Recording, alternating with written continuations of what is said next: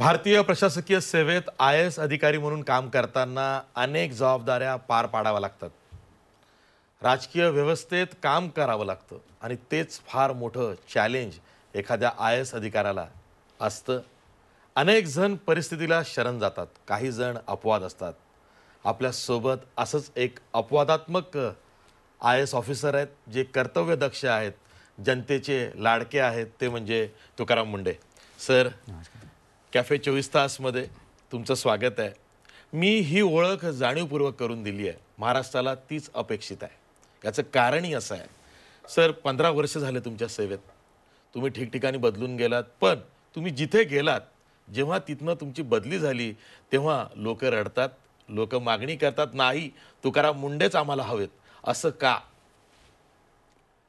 मला वाटतं की हे जनसामान्यांना किंवा नागरिकांना जो अपेक्षित बदल असतो ते कदाचित त्याच्यामध्ये बघत असतील, म्हणून ती अटॅचमेंट होत असेल.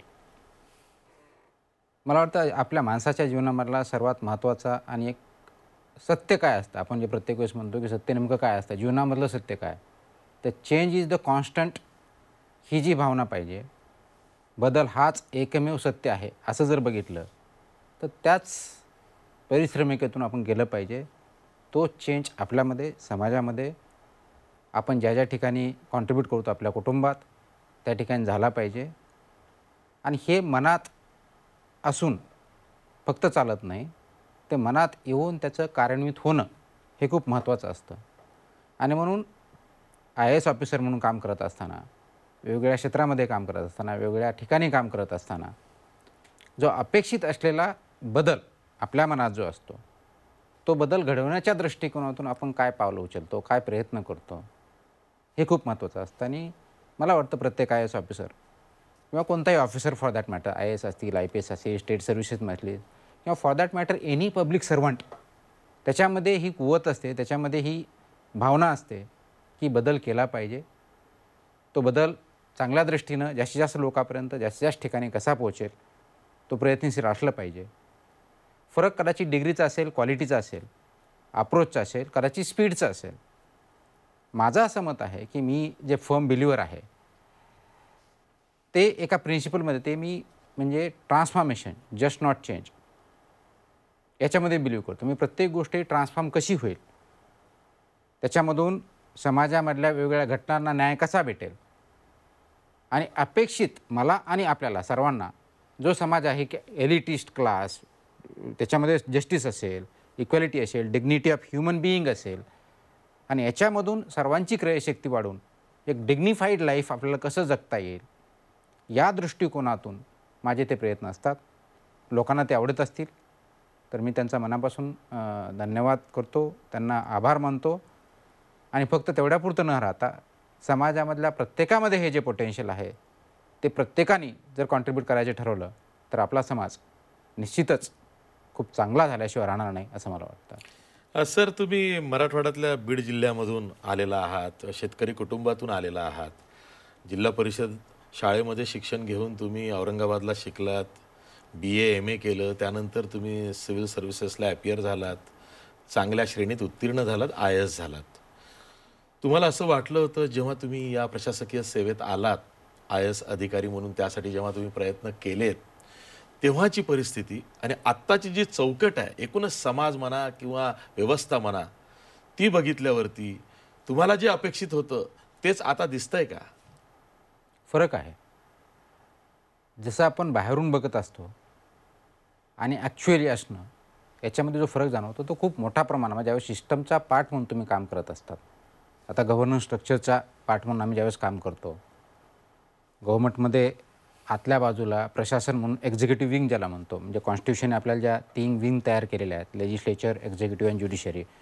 म्हणजे देश जो चालतो तो राज्यघटनेच्या आधारावरती चालतो, आणि राज्यघटनेमध्ये चेक अँड बॅलन्स सिस्टम जी केलेली आहे, जे लॉ मेकर्स आहे त्याला आपण लेजिस्लेटर म्हणतो, ज्युडिशरी त्याचं इंटरप्रिटेशन, एक्झिक्युटिव्ह हे जे लॉ तयार केलेले आहे त्याचं इम्प्लिमेंटेशन म्हणजे लोकांपर्यंत ते पोहोचवण्याचं काम करते. त्याचा आम्ही पार्ट जो आहोत.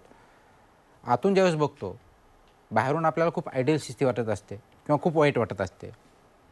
आतून ज्यावेळेस बघतो त्याच्या इंट्रिकसीज खूप वेगळ्या असतात, आणि म्हणून त्याचा पार्ट असताना अपॉर्च्युनिटी आणि चॅलेंज दोन्ही असतं. एक संधी म्हणून त्याच्याकडे बघावं लागतं, काय शिकण्यासारखं खूप असतं. आणि चॅलेंज आहे की त्या सगळ्या अडीअडचणीवरती मात करून आपल्याला जो डिझायर्ड गोल आहे, समाज जो अपेक्षित आहे, ज्याच्यानुसार आपल्याला समाज तयार करायचा आहे, ज्याच्यामुळं आपल्याला पुढं न्यायचं आहे, ज्याचा आपण विकास म्हणतो. आणि विकास म्हणजे फक्त काही फिजिकल टर्म्समध्ये म्हणत नाही. मग तो अगदी इंटलेक्च्युअल लेवलपासून असेल, समाजाभिमुख असेल, आरोग्यापासून असेल, शिक्षणापासून असेल किंवा इन्फ्रास्ट्रक्चरच्या बाबतीत कोणत्याही बाबतीचा हा जो विकास करायचा आहे समाजाचा एकंदर, तो विकासची गंगा ही प्रत्येक माणसाला कशी टच करेल आणि प्रत्येक माणसामध्ये हा विकास कसा पुढे जाईल आणि त्याच्यातून ती साखळी कशी निर्माण होईल ज्यावेळेस आपण करण्याचा प्रयत्न करतो. तर आजच्या डेटला असं मला वाटतं की ज्यावेळेस मी या सर्व्हिसमध्ये आलो त्यावेळेस सर्व्हिसमध्ये येणं हा गोल असतो. ते अंतिम ध्येय असतं की मला IAS व्हायचं आहे. पण सर्व्हिसमध्ये आल्यानंतर ते ध्येय राहत नाही, ते माध्यम होतं. सर्व्हिसमध्ये आल्यानंतर मग ते माध्यम झालं. आता माध्यम कशासाठी व्हायचं हा इंडिव्हिज्युअल चॉईस असतो. माझ्या दृष्टिकोनातून हे समाज बदलण्याच्या दृष्टिकोनातून, समाज विकास करण्याच्या दृष्टिकोनातून आहे. पब्लिक सर्व्हिस म्हणजे ज्यावेळेस आपण बघतो त्यावेळेस पब्लिक इंटरेस्ट ज्याला आपण म्हणतो, इट हॅज टू प्रिव्हेल. तो जास्तीत जास्त प्रिव्हेल कसा होईल ॲज अगेन्स्ट इंडिव्हिज्युअल इंटरेस्ट. एका व्यक्तीचा इंटरेस्ट नसण्यापेक्षा पब्लिक इंटरेस्ट जो ज्याला म्हणू, ज्याच्यामुळं समाजाची घडण होणार आहे, ज्याच्यामुळं भलं होणार आहे, त्या दृष्टिकोन करता बऱ्याच वेळेस हा द्वंद्व असतं. Public interest versus individual interest. आणि त्याच्यातूनच मग तुम्हाला डिसिजन घ्यायचं असून पुढे जायचं असतं. आणि म्हणून मला ॲट द जे काही वर्ष झाले असतील त्या वर्षामध्ये ज्यावेळेस मला जर विचारलं जातं की त्यावेळेस तुम्ही एंट्री केली, तुमचा जो गोल होता की तुमच्या अपेक्षा होत्या त्या पूर्ण झाल्या का त्याच्यामध्ये, तर मी त्याला एक हॅपी बट नॉट सॅटिस्फाईड अशा दृष्टिकोनातून मी टर्मिनॉलॉजी करेल. सर, तुम्ही आता बोलताना समाजहित जपलं गेलं पाहिजे आणि त्यासाठी काम करताना वेळप्रसंगी इमेज ही बाजूला राहते, पण तुम्हाला अनेक आव्हानांना सामोरं जावं लागतं. जी राजकीय व्यवस्था आहे त्याच्याशी सुद्धा तुमचे मतभेद होतात, तरी तुम्हाला समाजहित आधी आणि मग मी आणि मग राजकीय व्यवस्था असा विचार करून तुम्ही जाता आणि तुमच्या कामामध्ये ते गेल्या 15 वर्षात दिसलेलं आहे. समाजहित म्हणजे नेमकं काय? म्हणजे मला कसं वाटतं की करोनाच्या काळामध्ये एक बातमी तुमच्याविषयी आली की जे वृद्ध ज्यांना कोणाचा सहारा नाही, भिकारी बनलेत, त्यांना तुम्ही कपडे दिलेत. ही बातमी माझ्यासाठी समाज मन जपणारी बातमी आहे आणि तुकाराम मुंडेंनी तो पुढाकार घेतला. ते तुम्हालाच कसं सुचलं हा विचार मी आज करतोय. मग हे समाज हितातूनच येतं? एखादी गोष्ट सुचते कशी याच्या पाठीमागे कारणं बरे करू शकतात, पण सर्वात महत्त्वाचं कारण मला जे दिसतं की तुम्ही ॲज अ सेन्सिटिव्ह पर्सन म्हणून संवेदनशील जर असाल तर जगामध्ये ज्या काही गोष्टी घडतात, समाजामध्ये ज्या काही गोष्टी घडतात त्यांची संवेदना तुमच्या मनामध्ये असली पाहिजे, ती तुम्हाला लागली पाहिजे. म्हणजे समाजाचं जे रिफ्लेक्शन आहे त्याच्यावरती विचार करण्याची वृत्ती, त्याच्यामधून चांगल्या गोष्टी करण्याची वृत्ती आणि त्यासाठी आवश्यक असणारे प्रयत्न करणं, त्यासाठी धडपड ही जर असेल तर ते तुम्हाला दिसू शकतं. म्हणजे मी माझ्या अधिकाऱ्यांना, कर्मचाऱ्यांना, माझ्या कलिग्सला नेहमी बोलत असतो की आपण डोळे आणि कान जर उघडे ठेवले तर समाजातले बरेच प्रश्न आपण मार्गी लावू शकतो. म्हणजे समाजामध्ये चालताना, बघताना, बोलताना, ऐकताना, डोळे म्हणजे बघताना आपण समाजामध्ये काय चाललं हे जर बघत असू, कानाने ते ऐकत असू आणि बोलण्या अगोदर म्हणजे मी नेहमी बऱ्याच वेळेस मला मार्गदर्शन करताना ज्यावेळेस विचारलं जातं की तुम्ही नेमकं काय केलं पाहिजे, तर आपल्याला जे ज्ञानेंद्रिय दिलेत त्याच्यामध्ये 5 ज्ञानेंद्रियापैकी मला वाटतं सगळेच ज्ञानेंद्रिय महत्त्वाचे आहेत. पण आपण डोळ्याने बघतो, कानाने ऐकतो आणि तोंडाने बोलतो. पण डोळ्यातून जे येतं आणि कानातून जे ऐकतो त्याचं प्रोसेसिंग अगोदर मेंदूमध्ये होणं गरजेचं आहे आणि त्यानंतर बोलणं गरजेचं आहे. फक्त उचलली जीभ लावली टाळ्याला असं न करता ही प्रोसेसिंग जर केली तर त्याचा फरक पडतो. म्हणून मी समोर समजा एखादे मला दिसत आहेत की बाबा आता टाळेबंदी लागलेली आहे, रस्त्यावरती जे बेगर्स आहेत, जे होमलेस आहेत ते तिथे दिसत आहेत, त्यांच्या दृष्टीनं जी लोक घराच्या बाहेर जर पडली नाही तर जीवनाचा खूप मोठा प्रश्न निर्माण तयार होतो. 2 वेळचं जेवण भेटू शकत नाही, कदाचित त्यांना शेल्टर भेटू शकत नाही. मग मला तिथे एक कमिशनर असेल किंवा एक नॉर्मल माणूस म्हणून असेल, मला ज्या वेळेस दिसतं तर माझं मन जर संवेदनशील असेल, माझ्या मनात जर संवेदना असतील तर त्या जाग्या होतील. आणि त्या जाग्या झाल्या तर फक्त जागे होऊन चालणार नाही, यस वाईट आहे आणि ते तुम्ही काना डोळा करणं निघून जाणं, ही जर अवस्था असेल तर त्याला संवेदनशील म्हणत नाही, त्याला सिंपती म्हणू शकतो. आपल्यामध्ये एम्पथॅटिक व्ह्यू पाहिजे. म्हणजे फक्त सिंपती नसता, त्याच्यावरती ॲक्शन घेऊन त्याला एम्पथॅटिक तयार करणं, एम्पथॅटिक ॲक्शन घेणं जी असते ती असणं आवश्यक आहे. म्हणून नुसतं बघून चालणार नाही, त्याच्यासाठी ॲक्शन घ्यावी लागेल. पण बऱ्याच वेळेस काय होतं की माझ्या त्या हातात नाही आहे, मी काय करू शकतो. मग बघण्याचा दृष्टिकोन हाही असू शकला असता की ठीक आहे, शासनाने तर काही योजना आपण तयार केलेली नाही आहे. मग ज्यावेळी शासनाची योजना येईल किंवा शासनाकडे प्रपोजल पाठवू, आपण बघू त्याच्यानंतर काय होतं. बघण्याचा दृष्टिकोन वेगळा. मी त्या याच्यात बघितलं नाही. गरज काय आजच्या डेटला त्यांना जेवणाची गरज आहे, गरज काय त्यांना शेल्टरची गरज आहे. मग ते आपण करू शकतो का? येस, करू शकतो. कोणत्या माध्यमातून करू शकतो? मे बी शासनाच्या माध्यमातून करू शकतो, मे बी NGOच्या माध्यमातून करू शकतो. जगामध्ये समाजामध्ये खूप फिलॉन्थ्रॉपिक माणसं आहेत, त्यांच्यावर कनेक्ट करून त्यांच्यामार्फत होऊ शकतं. मग जे इझिएस्ट पॉसिबल आहे, जे लवकरात लवकर पॉसिबल आहे ते आपण करू. मग समाजामध्ये काम करत असताना पब्लिक सर्वंट म्हणून ज्यावेळेस आपण करतो त्यावेळेस मी एक लक्षात घेतलं की इनिशिएटिव्ह घेतल्यानंतर लोक जोडले जातात.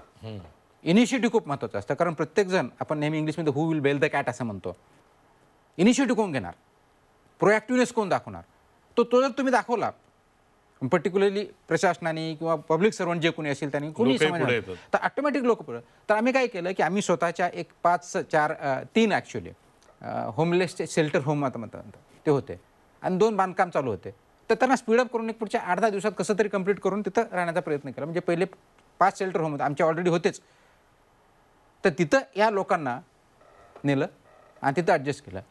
आणि जसं हे माहीत झालं, मग मी सांगितलं की जे स्ट्रीटवरती व्हेंडर्स आहेत, आपले होमलेस आहेत, भिकारी आहेत, ते आयडेंटिफाय करा. कुठं करा? मंदिराच्या ठिकाणी करा, मस्जिदच्या ठिकाणी करा, रेल्वे स्टेशनच्या ठिकाणी करा, बस स्टॉपच्या ठिकाणी करा, जिथं असतील तिथं शोधा आणि त्यांना इकडं आणा.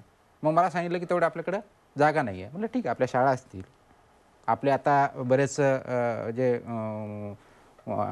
प्लेसेस आहेत तिथं काही ॲक्टिव्हिटी नाही आहेत, त्याशी आपण त्या कन्वर्ट करू. आणि अशा जवळजवळ आम्ही 25 शाळा, 25 ठिकाणं मग कन्वर्ट त्याच्यामध्ये केले.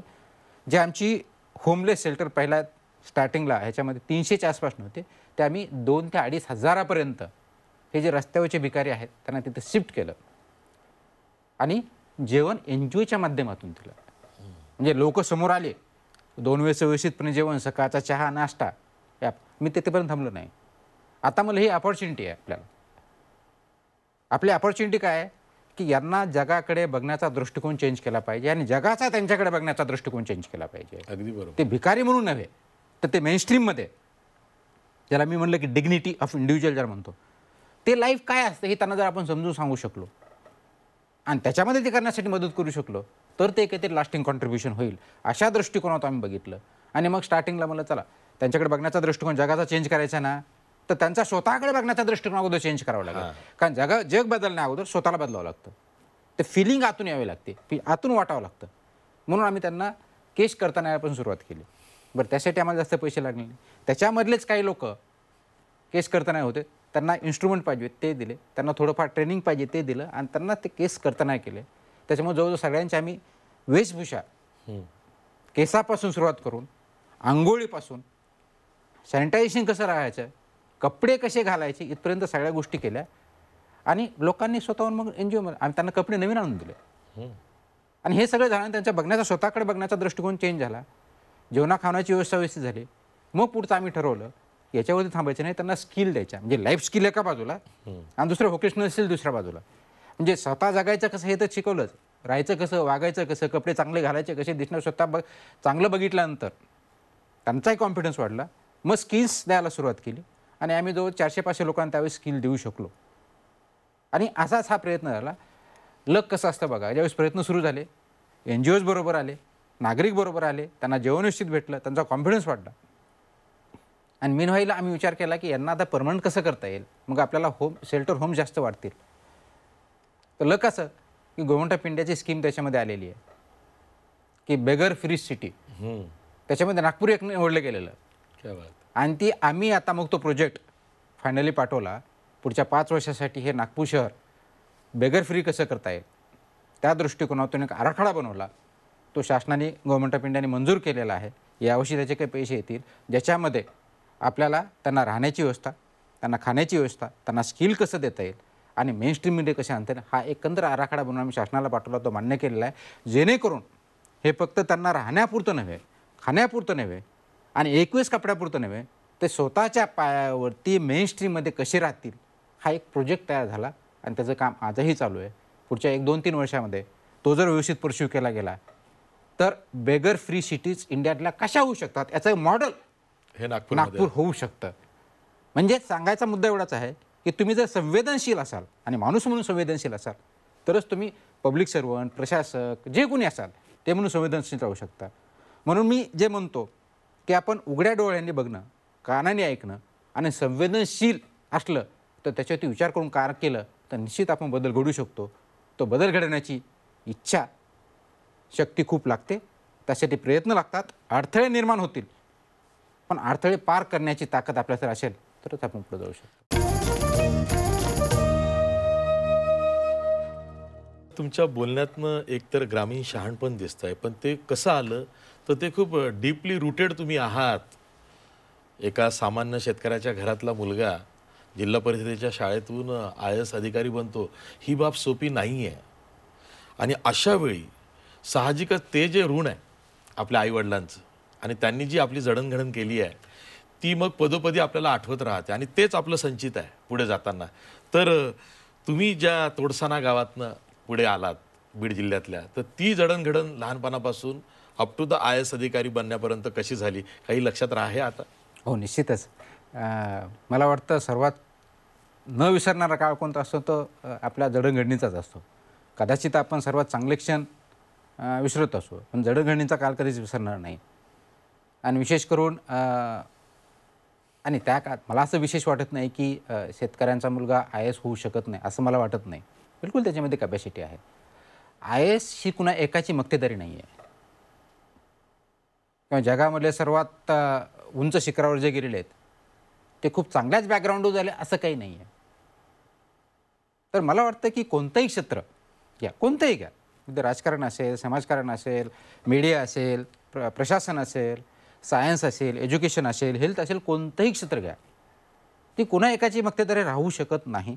आणि विशेष करून ह्या इन्फॉर्मेशन टेक्नॉलॉजीच्या युगामध्ये ज्याला आपण चौथी इंडस्ट्रियल रेव्होल्यूशन म्हणतो त्या युगात तर राहू शकत नाही. कारण इन्फॉर्मेशन फ्लो खूप महत्त्वाचा आहे. त्याच्यातून तुमच्या क्रिएटिव्हिटीला खूप मोठ्या प्रमाणात वाव भेटलेला आहे. इक्वलायझर जसं आहे तसं इन्फॉर्मेशन टेक्नॉलॉजी खूप डिवायडर पण आहे, पण तशी ती इक्वलायझर पण आहे. दोन्ही अंग आहेत. तर मला ज्या बॅकग्राऊंडवरून मी आलो, कदाचित तुम्ही त्या बॅकग्राऊंडला अनेक लोक त्याच्यामधून आलेले असतील, तुमची जडणघडण तुमच्या बॅकग्राऊंडवरती ठरत नाही असं माझं मत आहे. तर तुमच्या प्रयत्नावरती जास्त ठरते, तुमच्या विचारसरणीवरती जास्त ठरते.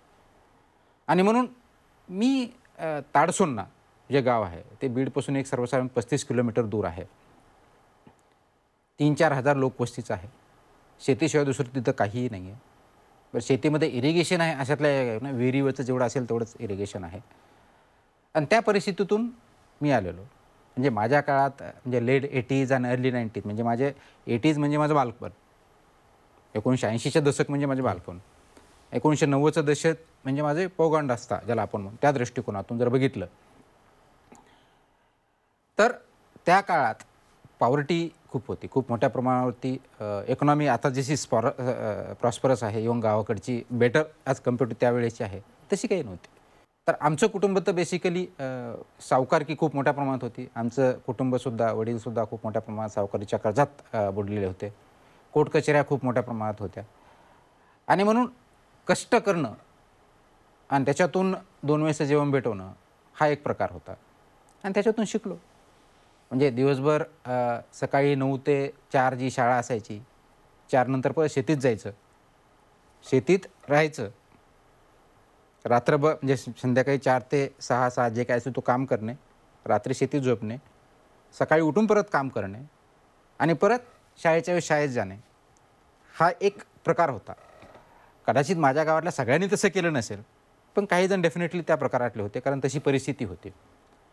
मला अजून आठवतं आहे की आता आपण इलेक्ट्रिसिटी 24/7ची गोष्ट करतो. त्या काळात फक्त जस्ट आमच्या गावामध्ये मोटर पंप सुरू झाले होते. त्याच्या अगोदर बैलावरती मोट म्हणायचे त्याला, ते लेदरचं असायचं, ते खाली जायचं, ते ओढायचं आणि त्याप्रमाणे पाणी दिलं जायचं. ते चेंज करून मोटर पण द्यायला, परंतु इलेक्ट्रिसिटीचा प्रॉब्लेम होता.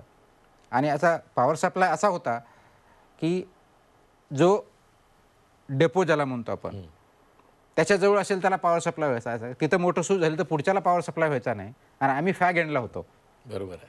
म्हणून तिथं पॉवर सप्लाय व्हायचाच नाही. तो कधी व्हायचा? फक्त रात्री व्हायचा.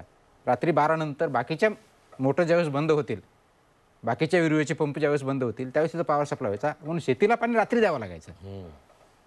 मग ते सुद्धा केलं. बरं, हे केल्यामुळे काय असं वाईट वाटलं का? कधी आम्हाला वाईट वाटलं नाही, किंवा कधी ते अवघड आहे असं वाटलं नाही, कारण हे एक रुटीन होतं आमच्यासाठी आणि जीवन असंच असतं हा आमचा समज होता.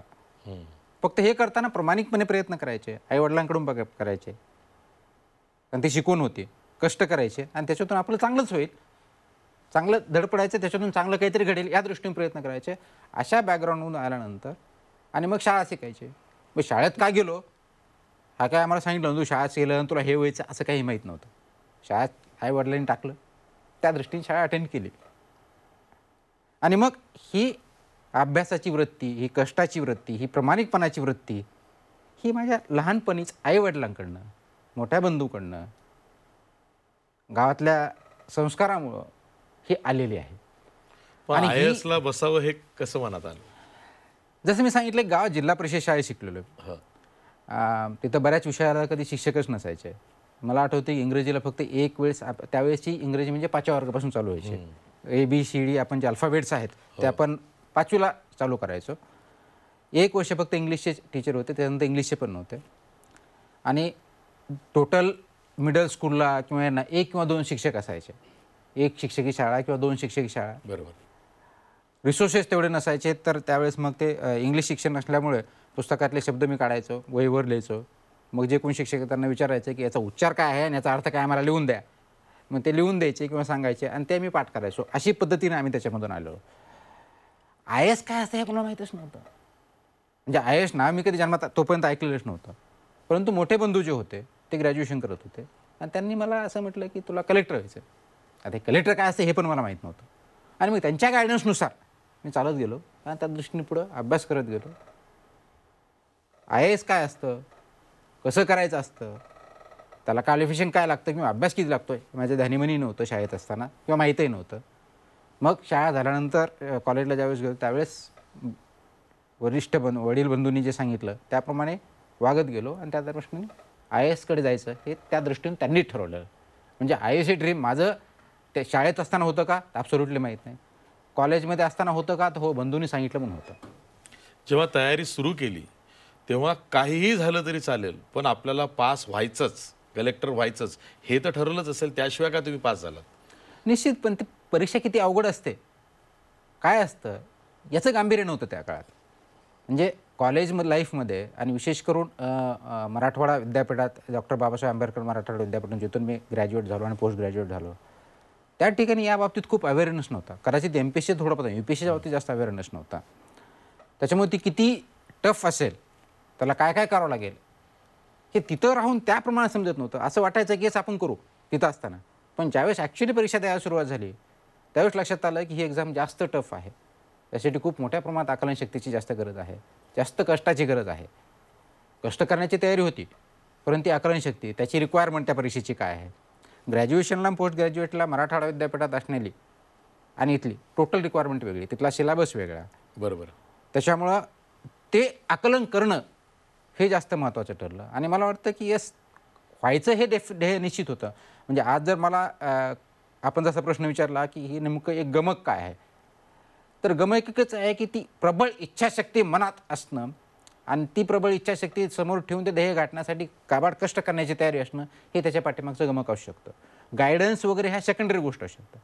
कोणतीही गोष्ट घडण्यासाठी सर्वात महत्त्वाची गोष्ट जी असते तो विचार तुमच्या डोक्यात आला पाहिजे आणि ते विचारावरती चालण्यासाठी आवश्यक परिश्रम घेणं, त्यासाठी आवश्यक दृढशक्ती असणं हे महत्त्वाचं असतं. ते डेफिनेटली आमच्यामध्ये होतं आणि म्हणून त्या दृष्टीने वाट चालू गेलो आणि पुढं मार्ग सापडत गेला आणि त्या दृष्टीने काम करत गेलो. तुकाराम मुंडे यांची IASची बॅच ही 2005ची आहे आणि त्यानंतर प्रोबेशन आणि पुढे म्हणजे 13 वर्षाचा खरा सर्व्हिसचा काळ 2020पर्यंत आहे. यामध्ये तुम्ही सेवेत असताना जितके काळ तुम्हाला वर्षांचा झाला त्यापेक्षा जास्त तुमच्या बदल्या झाल्या असतील. मला हा प्रश्न तुम्हाला विचारायचा आहे की जेव्हा एखादा टास्क येतो की मी याची बदली आता म्युन्सिपल कमिशनर नागपूर म्हणून झाली आहे किंवा म्युन्सिपल कमिशनर नाशिक म्हणून झालेली आहे, म्युन्सिपल कमिशनर नवी मुंबई म्हणून झालेली आहे किंवा सोलापूर जिल्हाधिकारी म्हणून झालेली आहे. जेव्हा चार्ज घेताना तुम्ही कसा विचार केला की आपल्याला अमुक अमुक पिरियडमध्ये ही कामं करायची आहे, मग जी कामं आहेत त्यांचा प्राधान्यक्रम कसा ठरवता? समाजहित तर साधायचं आहेच, पण मग त्या पर्टिक्युलर चौकटीमध्ये आपल्या जॉबच्या कामांची सुद्धा प्राधान्य यादी तुम्ही ठरवता? कारण वेळ किती मिळेल हे तुम्हालाही माहीत नसतं. हे कुणालाच माहीत नसतं. नाही ना, म्हणजे मलाच तुम्ही काय तिथे 3 वर्ष जनरली एखादा माणूस एखाद्या ठिकाणी राहतो असं म्हणतात, पण तुमची बदली ही 1.5 वर्ष सुद्धा खूप झाली. होतेच होते. That is okay. म्हणजे आपण त्या दृष्टीने बघण्यापेक्षा जेवढा आपल्याला वेळ भेटतो त्याच्यामध्ये मी काय काय करू शकतो ह्या अँगलने जर विचार केला आणि मी त्या अँगलने विचार करतो, त्यामुळे प्राधान्यक्रम हा डेफिनेटली पोस्टिंगवर गेल्यानंतर तिथले जे इश्यूज आहेत ते बघितल्यानंतर ठरवला जातोच. पण त्या अगोदर सर्वात महत्त्वाची गोष्ट काय की तुम्ही ज्याही पदावर जातात, म्हणजे जिल्हाधिकारी असेल, म्युनिसिपल कमिशनर असेल, मी project director AIDS control society तिथं असेल, PMPLचा CMD होतं त्या ठिकाणी असेल, खादी बोर्डामध्ये होते त्या ठिकाणचे कोणतेही पोस्ट असतील, CEO जिल्हा परिषद असेल, मी त्याच्याकडे एक जॉब म्हणून बघत नाही. मी ह्या प्रत्येक पोस्टिंगकडे किंवा IAS म्हणून याच्याकडे एक रोल काय आहे त्या पोस्टचा, त्या पदाचा, त्या पदाची भूमिका काय आहे याला जास्त महत्त्व देतो. आणि म्हणून जॉब सगळेजण करतात, तुम्ही करता, मी करतो, 10 ते 6 करेल, फाईल क्लिअर करेल म्हणजे माझा जॉब झाला. परंतु भूमिका ही खूप मोठी असते. भूमिका पाहिजे. भूमिका. आणि म्हणून ती भूमिका जर तुम्ही अंडरस्टँड केली, अंगीकारली आणि त्या दृष्टीने चालायला लागले तर ऑटोमॅटिकली प्रायोरिटीज आपल्याला स्पीडअप करून क्वालिटी वेळेत चांगलं काम करता येईल. भूमिका असली तर सर तुम्हाला निर्णय सुद्धा झटपट घेता येतात. Yes, exactly. म्हणून तुमचा भूमिका क्लिअर एक वेळ झाली की मला माहिती आहे I am a public servant. म्हणून समजा फॉर एक्झाम्पल मी जिल्हाधिकारी म्हणून काम करेल एका वेळी, किंवा सोलापूर असं उदाहरण घेऊ आपण.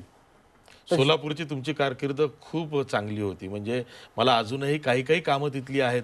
खरं तर ते वेगवेगळे प्रश्न आहेत, पण सोलापूरची कारकीर्द खरंच त्यावरती तुमच्यापेक्षा जास्त मी बोलेन कदाचित. इतकं चांगलं काम तुम्ही जिल्हाधिकारी सोलापूर म्हणून केलेलं आहे. पंढरपूरची यात्रा असेल, पाण्याचा प्रश्न असेल, खूप चांगलं काम झालं. मला वाटतं की प्रत्येक ठिकाणी प्रयत्न करतो. यश अपयश हा वेगळा भाग असू शकतो, त्याला अनेक फॅक्टर्स असू शकतात. कुणाला ते आवडेल, कुणाला आवडणार नाही. म्हणून सोलापूरचं उदाहरण दिलं की आपण पंढरपूरचा विषय काढला. पंढरपूरची यात्रा अनेक शेकडो वर्ष चालू आहे, ही काही पहिली वेळ नाही आहे आणि ती चालत पण राहणार आहे. महाराष्ट्राचा तो खूप मोठा संस्कृतीचा वारसा आहे, महाराष्ट्राचा तो एक आरसा पण आहे. ती यात्रा वर्षातून 4 वेळेस होते महत्त्वाचे, आणि त्याच्यातली सर्वात आषाढी यात्रा आपण ज्याला म्हणतो ती खूप महत्त्वाची आहे. त्यावेळेस असं झालं होतं की उच्च न्यायालयामध्ये PIL झालेलं होतं. त्याच्यामध्ये ओपन डेफिकेशन जे पात्रात होतं ते होऊ द्यायचं नाही, पोल्युशन होऊ द्यायचं नाही असे निर्देश होते. त्यामुळे नदीच्या पात्रामध्ये, चंद्रभागाच्या पात्रामध्ये टेंट टाकू द्यायचे नाही, तंबू टाकू द्यायचे नाही, कोणाला काही तिथं स्वयंपाक करू द्यायचा असे पण निर्देश होते. मग या बॅकग्राऊंडवरती ती यात्रा होतेच की नाही होते इथपासून संभ्रम होता, इथूनपासून क्वेश्चन होते. मग कशी करायची, काय करायची, त्याचं नियोजन कसं करायचं, नियोजन तर दरवर्षी होत होतं, मग वेगळं काय होणार, असे अनेक प्रश्न होते. शासनाने लकीले त्यावेळेस मला पंढरपूर देवस्थान समितीचा अध्यक्ष म्हणून, सभापतीचा चेअरमन म्हणतो, ते पद माझ्याकडे दिलं होतं जवळ 1 महिना अगोदर, यात्रेच्या अगोदर. म्हणजे ते मंदिरामधला सुद्धा भाग माझ्याकडे आला ॲज अ चेअरमन म्हणून. मंदिराच्या बाहेरचा जिल्हाधिकारी म्हणून बघत असतात, त्या दृष्टीने केलं आणि त्याचे पूर्ण नियोजन आम्ही केलं. कदाचित आपल्याला आश्चर्य वाटेल,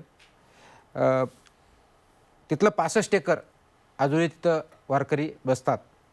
ते 65 एकरची जागा त्या ठिकाणी लेवलिंग करणं, त्या ठिकाणी इलेक्ट्रिसिटी, पूर्ण लाईट्स तयार करणं, जवळजवळ 3000च्या आसपास टॉयलेट तयार करणं, पिण्याचं पाणी नळाद्वारे देणं, ही सगळी व्यवस्था आम्ही फक्त आणि फक्त 11 ते 15 दिवसात केली. तिथे एक बंधारा बांधायचा होता चंद्रभागा नदीवरती, 10 कोटीचा बंधारा आम्ही फक्त 91 दिवसामध्ये केला, विच इज महाराष्ट्रामध्ये कदाचित ते रेकॉर्ड आहे आतापर्यंत. टॉयलेट जवळजवळ 5000पेक्षा जास्त परमनंट आणि टेम्पररी या प्रमाणात केलं. हे सगळं शक्य झालं एक टीम एफर्ट होतं. पण सर्वात महत्त्वाचं ज्याला आपण लिडरशिप म्हणतो ते महत्त्वाचं, एक डिरेक्शन कोणतं आहे, व्हिजन काय आहे, या दृष्टिकोनातून करणं ते गरजेचं होतं. ते आम्ही केलं. आपल्याला कदाचित आश्चर्य वाटेल की ही यात्रा आम्ही जी भरवली ती इन्सिडेंट रिस्पॉन्स सिस्टम नावाची एक सिस्टम आहे. ती United states forest department USFD मध्ये वापरली जाते. ओरिजिनल ज्यावेळेस इथं फॉरेस्टमध्ये खूप मोठ्या प्रमाणात फायर व्हायचे तिथे ती त्यांनी तयार केलेली आहे USFD इन्सिडेंट रिस्पॉन्स सिस्टम. ती सिस्टम आम्ही यात्रेसाठी वापरली आणि ते डिझास्टर मॅनेजमेंट ॲक्ट अंतर्गत आम्ही त्याचे प्रोव्हिजन्स तयार करून त्या दृष्टीने ती तयार केली, जेणेकरून तिथं आवश्यक ते ॲक्शन पण घेता येते, रिस्पॉन्सिबिलिटी पण फिक्स करता येते, रिसोर्सेस पण देता येतात. आपल्याला आश्चर्य वाटेल, दरवर्षी पंढरपूरमधून यात्रेच्या दरम्यान पर्टिक्युलर आषाढी यात्रेच्या अर्ध पंढरपूर हे तिथून स्वतःची यात्रा दुसरीकडे काढतं. का तर त्या ठिकाणी तिथं राहिल्यानंतर माणसं आजारीच पडतात, ओपन डेफिकेशन तिथं होतं, त्याच्यामुळं आजार पसरतात. म्हणून गावातल्या लोकांना आपल्याला आजार व्हायचा नसेल म्हणून ते स्वतःची यात्रा दुसरीकडे काढायची अशी परिस्थिती तिथली होती. आणि लाखो लोक, म्हणजे तिथं जवळजवळ 15 लाखाच्या आसपास लोक येतात, वारकरी येतात. आणि त्या पंढरपूर शहराची लोकसंख्या 2.5 ते 3 लाखाच्या दरम्यान आहे. म्हणजे ज्या शहराची कॅपॅसिटी 3 लाख आहे त्याच्या 5 पटीपेक्षा जास्त लोक जर तिथे येत असतील आणि तिथं जर त्या प्रमाणात व्यवस्था नसेल तर तिथलं इन्फ्रास्ट्रक्चर कोलमडणार हे अपेक्षित असतं. फर्स्ट टाईम 2015 मध्ये त्या गावातून लोक कोणी गेले नाहीत बाहेर. 15 लाखले 15 लाख ज्यावेळेस आले त्यावेळेस कुठेही ओपन डेफिकेशन झालं नाही. सर्वांना आंघोळीसाठी सर्वात महत्त्वाचं त्या ठिकाणी आंघोळ महत्त्वाची असते.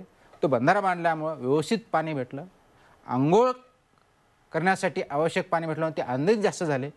65 एकरची जागा आम्ही व्यवस्थित केल्यामुळे त्या 65 एकरच्या जागेत त्यांना तंबू ठोकून व्यवस्थित राहता आलं. पिण्याचं पाणी वॉटर जे नळाद्वारे ते आम्ही व्यवस्था केली. शहरामध्ये ज्या ज्या ठिकाणी आहे त्या ठिकाणी टॉयलेटची व्यवस्था केली, त्याच्यामुळे ओपन डेफिकेशन झालं नाही. एन्क्रोचमेंट खूप मोठ्या प्रमाणात काढले. हे सगळं करत असताना सगळ्या वारकरी मंडळ एकत्र घेऊन आम्हाला सगळे सांगायचे कुणीही त्या पात्राच्या बाहेर यायचं नाही. पण जी व्यवस्था बघितल्यानंतर पात्रात कोणी जायलाच तयार झालं नाही, म्हणजे पात्र पूर्णपणे मोकळं राहिलं. आणि तेव्हापासूनची सिस्टम आजही ती चालू आहे. 2015च्या अगोदर दर्शन घेण्यासाठी कमीत कमी 24 ते जास्तीत जास्त 36 तास लागायचे. त्यावेळेस तत्कालीन मुख्यमंत्री महोदयांच्या निर्देशानुसार आणि डिस्कशन बरोबर आम्ही हे केलं की रात्री सर्वसाधारण 12ला मंदिर बंद होतं आणि सकाळी सर्वसाधारण 5च्या आसपास दर्शन बारी चालू होते. म्हणजे दर्शन सामान्य पब्लिक जे आहे त्यासाठी चालू होतं. हा 5 तासाचा वेळ असतो. ज्यावेळेस माझ्याकडे अध्यक्षपद आलं, त्या अध्यक्षपद आलं त्यावेळेस मी विचार केला की हे एवढा वेळ का लागतो, मग कोणत्या पूजा आहेत, कशा केल्या पाहिजेत, काय केल्या पाहिजेत. मी ॲक्च्युली रिहर्सल केलं आणि ते रिहर्सल केल्यानंतर माझ्या लक्षात आलं की आपण टाईम रिड्यूस करू शकतो. माननीय मुख्यमंत्र्याबरोबर मी चर्चा केली आणि आम्ही असं ठरवलं की सर्वसाधारणपणे 2:30 वाजता आपण दर्शन चालू करू शकतो, म्हणजे जो 2.5 तास आपण वाचू शकतो. मग त्या दृष्टीने तयारी केली. त्याच्या वतीनंतर बरेच क्वेश्चन आन्सर पण झाले, वेगळ्या पद्धतीचे झाले. आता ते चलन झालंय. आज त्यावेळेस आम्ही इतकं केलं की काय केलं, ज्यावेळेस पहिली पूजा 12:30ला मंदिर बंद होईल, 15 मिनिटात तिथं स्वच्छता केली जाईल. त्याच्या पुढचे 15 मिनिटं ती एक वेगळी पूजा असे ती करतील. मग मंदिराच्या वतीनं जी अध्यक्ष पूजा करतात ती पहिली पूजा होईल. त्याच्यामध्ये विठ्ठल आणि रुक्मिणी अशा 2 पूजा असतात. मग विठ्ठल देवतेची पहिली पूजा अध्यक्ष करतील. ती गेल्यानंतर ते रुक्मिणी मंदिरात जातील, त्या ठिकाणी पूजा चालू होईल. ज्या मोमेंटला अध्यक्ष विठ्ठलांची पूजा संपवून रुक्मिणीकडे जातील त्यावेळेस मान्य मुख्यमंत्री विठ्ठलांची पूजा करतील. जशी त्यांची शुद्धी तोपर्यंत चेअरमनची त्यावेळेस पूजा संपलेली असेल, मग ते तिकडं रुक्मिणीकडे जातील. आणि जसे ते विठ्ठल मंदिरामधून रुक्मिणी मंदिराकडे जातील त्यावेळेस लोकांची दर्शन रांग चालू होईल.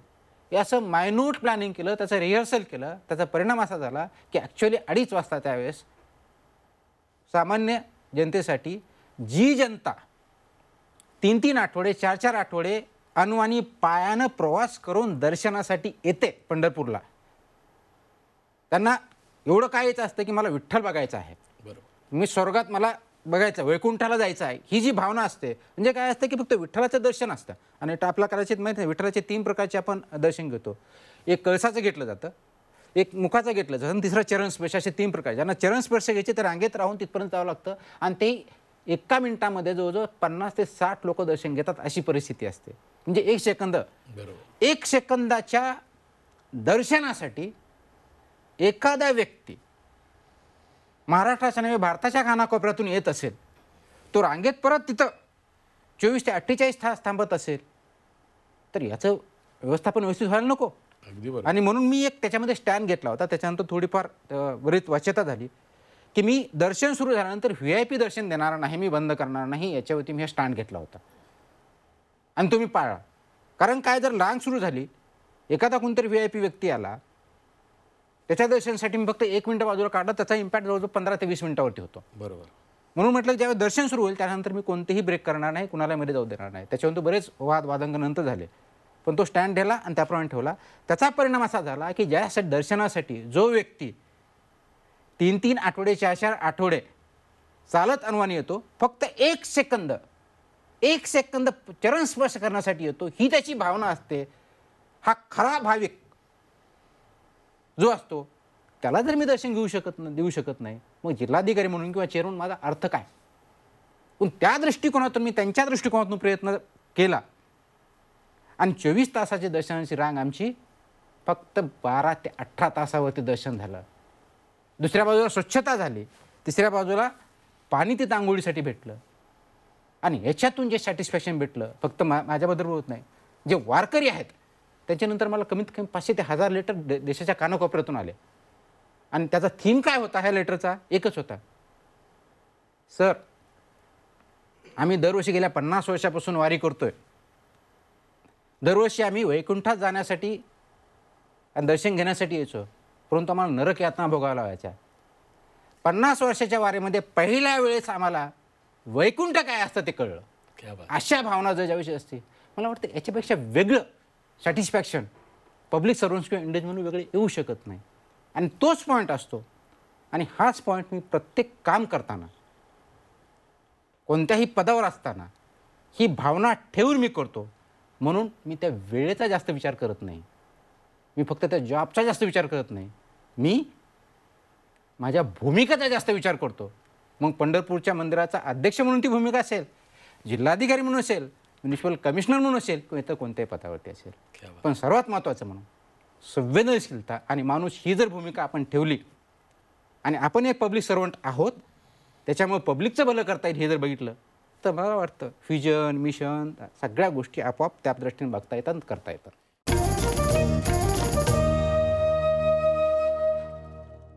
आपण उपहासानं मराठवाड्याला टँकरवाडा म्हणतो, पण तुमची कारकीर्द बघितल्यावरती मला काय दिसतं की तुम्ही जिथे जिथे जाता तिथं 2-3 गोष्टींवरती फोकस तुमचा असतो. एक स्वच्छता, दुसरा काटेकोरपणा, तिसरं पाणी आणि एक महत्त्वाची गोष्ट म्हणजे की नियमानं गोष्टी झाल्या पाहिजेत. त्यात राजकीय हस्तक्षेप वाजवीपेक्षा जास्त नको. म्हणजे ह्या काही गोष्टी तुम्ही पाळता, हे माझं निरीक्षण आहे. सोलापूरचे जिल्हाधिकारी म्हणून तुम्ही, सोलापूर इतर वेळी टँकर जिल्हा होता, आता तो टँकर फ्री जिल्हा झालेला आहे, तर पाण्याकडं फार जास्त लक्ष केवळ मराठवाड्यातून आलात म्हणून दिलं की नाही, ती कळकळ आहे, पाणी वाचवलं पाहिजे? कदाचित कॉम्बिनेशन असेल, कारण आपल्या ज्यावेळेस आपली जडणघडण होते, आपला बॅकग्राऊंड आपल्या पाठीमागे डेफिनेटली असतो. मराठवाड्यामध्ये आपल्याला माहिती आहे पाण्याचं दुर्भिक्ष नेहमीच राहिलेलं आहे. त्याला कारणं वेगवेगळी असू शकतील. त्याला आपलं स्वतःचं वागण्याचं नेचरसुद्धा खूप मोठ्या प्रमाणात कारणीभूत आहे. कारण समाज जो घडतो जे आहे त्याला स्वतःचे कॉन्ट्रिब्युशन खूप आहे. जर बाकीचे पॅरामीटर जर राहिले तर हा पण एक पॅरामीटर त्याच्यामध्ये आहे. परंतु मी जर सांगितलं की ज्या ज्या ठिकाणी ज्या पोस्टवरती गेल्यानंतर तिथल्या प्रायोरिटीज काय असायला पाहिजे हे बघितलं जातं. सोलापूर तसाही DPAP म्हटला जिल्हा आहे, ॲरिड झोन म्हणजे ज्याला म्हणतो. जवळजवळ 490 मिलीमीटर पाऊस इथं पडतो, म्हणजे 500 मिलीमीटरपेक्षा पाऊस कमी आहे. मग 500 मिलीमीटरपेक्षा पाऊस जर कमी असेल तर भारतातल्या कोणत्याही जिल्ह्यापेक्षा सर्वात जास्त शुगर फॅक्टरी तिथं कशा?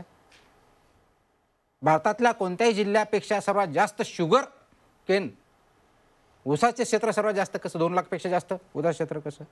तर त्याला उजनी हे कारण आहे. मग ठीक आहे, उजनी आहे म्हणजे पाणी आहे, पावसाचं नाही पण तयार केलेलं आहे, आवश्यक आहे, चांगली गोष्ट आहे, सर्वात मोठं धरण आहे. मग टँकर कशासाठी? म्हणजे एका बाजूला सर्वात जास्त ऊसाच्या फॅक्टऱ्या, दुसऱ्या बाजूला सर्वात जास्त ऊसाचं क्षेत्र आणि तिसऱ्या बाजूला सर्वात जास्त टँकर पिण्याच्या पाण्यासाठी. आणि ऊसाचे जे कारखाने आहेत त्यामध्ये खाजगी जास्त आहेत, सर्वच प्रकारचे आले. माझा मुद्दा असा आहे की ऊस कारखाने चालतात म्हणजे ऊस क्षेत्र आहे, ऊस क्षेत्र आहे म्हणजे पाणी आहे, पाण्याशिवाय ऊस येऊ शकत नाही. मग पाणी आहे, मग त्या जिल्ह्याला सर्वात जास्त टँकर का लागावेत हा प्रश्न मी स्वतःला विचारला आणि तो प्रश्न विचारल्यावर ऑटोमॅटिक त्याचे उत्तर आम्ही शोधत गेलो. त्याच्यामुळे उत्तर जे आलं तर कदाचित आपल्याला म्हणजे त्याची थोडक्यात स्टोरी अशी आहे. जॉईन झाल्यानंतर माझ्याकडे फाईल आली की आता टँकर चालू करायचे. मग टँकर आल्यानंतर मी त्यांनी प्रश्न विचारले की हे आहे हे आहे हे ह्या प्रश्नाचे मला उत्तर द्या. त्याच्यामध्ये एक असतं की वर्षानुवर्षे ज्यावेळेस आपण एका गावाला एखादी सुविधा देत असतो तर त्याची आवश्यकता आहे का, त्याच्यावरती प्रिव्हेन्शन काही करता येईल का, त्याच्यावरती परमनंट काही उपाय करता येईल का, असे प्रयत्न झाले पाहिजेत. आणि मग हे अनेक वर्षापासून जर तिथं टँकर चालवले जात आहेत तर मग इथं पाणी का दिलं जात नाही, पाणी परमनंट सोल्युशन का येत नाही, हा प्रश्न मी विचारला. नोव्हेंबर 2014ला मी तिथे जॉईन झालो होतो आणि त्यावेळेस हा प्रश्न विचारला तर त्यावेळेस म्हटलं की आपल्या पिण्याच्या पाण्याचे स्रोत ज्याला सोर्सेस म्हणतो गावागावामध्ये ज्या ज्या ठिकाणी आहेत त्या ठिकाणी कोणते किती आहेत. तर मला सर्वसाधारणपणे एक 3-3.5 हजाराचा आकडा आला. म्हणलं हे फायनल आहेत का परत व्हेरीफाय करा, व्हेरीफाय करून मला सांगा. तो डिसेंबरच्या आसपास तो आकडा गेला 6,000च्या आसपास, म्हणजे 3.5 हजाराच्या आसपासचा आकडा 6,000पर्यंत गेला. मग पुढचा प्रश्न विचारला की जे 6,000 स्रोत आहेत, जवळ 1100, 1150, 1200 गावं तिथं आहेत ग्रामपंचायतच्या आसपास असते, तर म्हणजे प्रत्येक गावामध्ये स्रोत आहेत हे 100% आहे. मग पाणी का भेटत नाही हा पुढचा प्रश्न येतो. तुम्ही आणखी मागताय, आणखी ट्यूबवेल करा, टँकर द्या. आता टँकर बघायला गेलं तसं तर टँकर ही टंचाईमधली शेवटची योजना आहे, पहिली नाही. पण इम्प्लिमेंट करताना आपण ती पहिली म्हणून इम्प्लिमेंट करतो, म्हणजे प्रायोरिटी पूर्ण बंद करतो. येस. मग मी हे प्रश्न विचारत गेल्यानंतर मी पुढचं म्हणलं ठीक आहे मी तुम्हाला टँकर देईल, मला काही अडचण नाही. माझा प्रश्न एवढाच आहे की टँकरच्या अगोदरच्या तुम्ही योजना पूर्ण एक्झॉस्ट झाल्यात का ते सांगा, मग मी तुम्हाला टँकर देतो. आणि दुसरा एकच प्रश्न आहे, मी BDO तहसीलदारला सांगितलं आणि पुढच्या 3-4 दिवसात मला त्याचा सर्वे करून रिपोर्ट द्या म्हटलं. या ज्या ज्या ठिकाणी तुम्ही टंचाईची योजना प्रस्तावित केलेली आहे त्या गावामध्ये बागायती क्षेत्र आहे का, आणि असलं तर किती आहे आणि काय एवढं मला माहिती द्या. ते म्हणजे असं का प्रश्न विचारताय. म्हणजे सिंपल आहे, ज्या गावात जर बागायती क्षेत्र आहे म्हणजे कुठं ना कुठं तर पाणी आहे. ते विहिरीद्वारे असेल, पाटाद्वारे असेल, ट्यूबवेल असेल, काहीतरी असेल. आणि आपल्या योजनामध्ये विहीर अधिग्रहण करणं हे टँकरच्या अगोदर येतं. मग जर तिथं क्षेत्र असेल तर आपण ती विहीर अधिग्रहण करू, म्हणजे टँकर तिथे वेळेवर जाईल, जाणार नाही, त्याच्यातून काहीतरी फ्रॉड होतील, त्याच्यामुळे पाणी भेटणार नाही, क्वालिटी नाही, हे प्रश्न येणार नाहीत. तिथल्या गावातले लोक असतील, चेक होईल, तिथल्या तिथं पाणी भेटेल, तुमचाही त्रास असेल, नागरिकांचाही त्रास असेल, या दृष्टीने आपण करू. असं ज्यावेळेस मी सांगितलं की त्या गावामधला तो आपण स्रोत घेऊ. टँकरचं जे प्रपोजल माझ्याकडे पाठवलेलं होतं टोटल म्हणजे टंचाईचा आराखडा 33 कोटीचा, तो दणकन 33 कोटीवरून 4 कोटीवरती आला. का तर म्हणे नागरिक तिथले शेतकरी आनंदाने द्यायला लागले की आम्हाला टँकर नको, आमचं विहीर अधिग्रहण करू नका, आम्ही पाणी देतो. म्हणजे उत्तम आहे. पण हा टेम्पररी उपाय झाला. परमनंट काय तर मग परत आपले स्रोत शोधा. तुमचा प्रश्न स्रोत नवीन सोर्स तयार करण्याचा नाही आहे, कारण सोर्स ऑलरेडी आहे, त्या सोर्समध्ये पाणी नाही आहे. मग पाणी जर नाही आहे त्याच्यात पाणी आणलं पाहिजे. दरवर्षी 490 मिलीमीटर तर पाऊस पडतोच आहे, मग ते पाणी अडवणं हे अपेक्षितसुद्धा आहे. ते जर केलं नाही तर प्रश्न सुटणार नाही. म्हणून आम्ही ती मोहीम, पिण्याच्या पाण्याचे स्रोत असेल त्यांना पुनर्भरणाची एक मोहीम हाती घेतली. मग नेहमीप्रमाणे पुनर्भरण, मग त्याला पैसे कुठून येणार. मी काय केलं, 14 वित्त आयोगाचे त्यावेळेस पैसे आलेले होते आणि ग्रामपंचायतला सांगितलं एक तर तुमच्या लोकसहभागातून करायचं, नाही तर 14 वित्त आयोगातून करायचं, अन्यथा मी कोणतीही योजना देणार नाही. आणि हे कंपल्शन केल्यामुळं जून 2015पर्यंत, म्हणजे जानेवारी तो जून 2015च्या काळात जवळजवळ 6,000 स्रोत आम्ही पुनर्भरण केलं. पर्यायानं 15-16मध्ये फक्त 250 मिलीमीटर पाऊस झाला होता.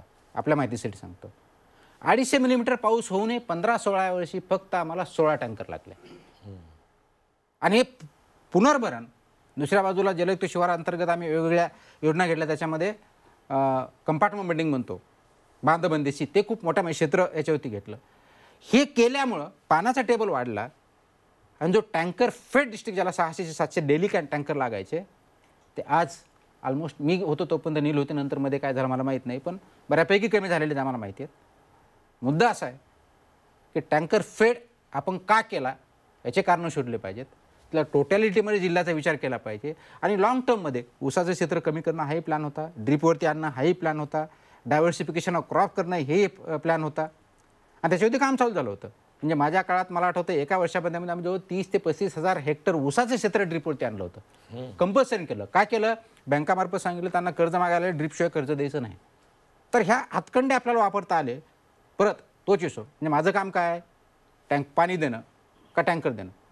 मला अनेक पदाधिकाऱ्यांनी प्रश्न विचारलं की आम्हाला टँकर पाहिजे. माझा सिंपल प्रश्न असा, तुम्हाला पाणी पाहिजे का टँकर पाहिजे. पाणी देणे माझ्या जबाबदारी, टँकर देणे माझ्या जबाबदारी नाही. मी पाणी कोणत्या माध्यमातून देईल हा माझा प्रश्न आहे. पाणी नाही भेटलं तुम्ही मला जबाबदार पकडा. आणि ती चेंज झाला, लोकांच्या मानसिकतेमध्ये चेंज झाला.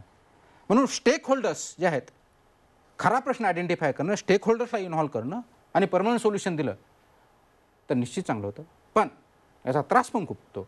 टँकरची लॉबी असेल, बाकीच्या कोणत्या त्याचा त्रास झाला. पण आज मला वाटतं की जवळजवळ त्या एका वर्षात आम्ही जवळ 250 गावं हे टँकर फ्री केले, तसे दुसऱ्या वर्षात पूर्ण झाले.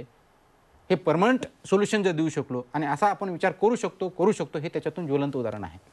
सर, सोसायटल चेंज किंवा ट्रान्सफॉर्मेशन तुम्ही करताय आणि त्यासाठी मॅन विथ द मिशन असं तुमचं व्यक्तिमत्व आहे. 24/7 केवळ समाजहित आणि कर्तव्यदक्षता आणि काम यातच जातात की घरच्यांसाठी काही वेळ देता? नाही, ज्यावेळेस पब्लिक सर्वंट असतात त्या पब्लिक सर्वंटची बेसिकली डेफिनेशन 24/7ची आहे. त्याच्यामुळे ती खरं तर आम्हा पत्रकारांची पण आहे. 24/7 पत्रकार व्हायला म्हणजे वन्स पत्रकार ऑलवेज पत्रकार नाही, तो 24/7 पत्रकार पाहिजे. तसंच तुमचं आहे. मुळामध्ये ती भूमिका कोण बजावतं हा महत्त्वाचा विषय. शेवटी प्रत्येक गोष्ट असते, नियमात बऱ्याच गोष्टी असतात, आपण ते पाळतो का?